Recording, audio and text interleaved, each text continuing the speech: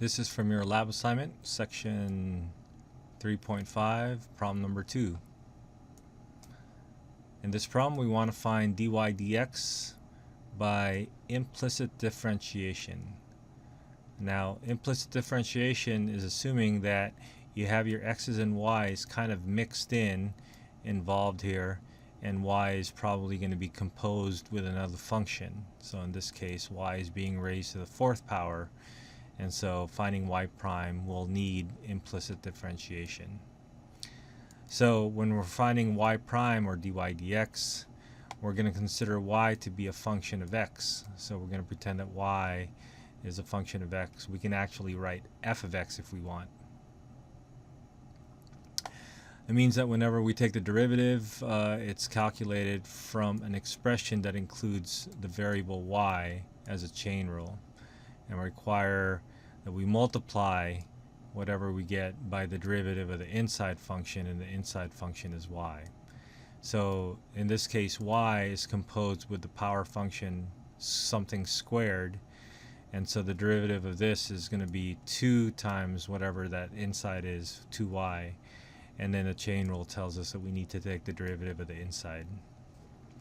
So in this case, we have 4y to the 3rd power. So the derivative of something to the 4th power is 4 times whatever that thing is raised to the 3rd power. So that's the outer part. The inside function is y, and so we need to take the derivative of y, which is y prime. So that is invoking the chain rule. So now we're just going to take the derivative of the other terms. The derivative of the right hand side, 7, is 0.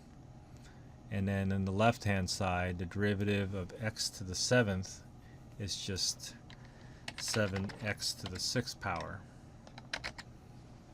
So we take the 7 down, x, we subtract 1 from the power, and then that's our derivative.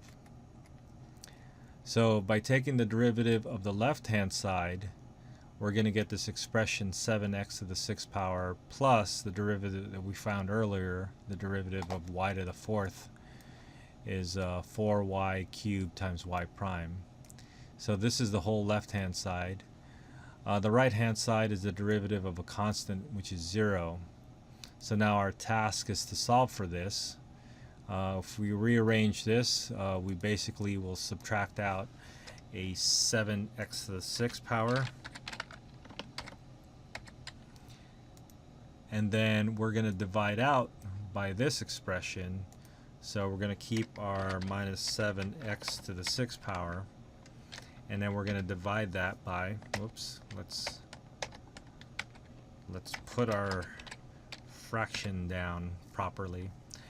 And then we're going to divide that by 4y to the 3rd.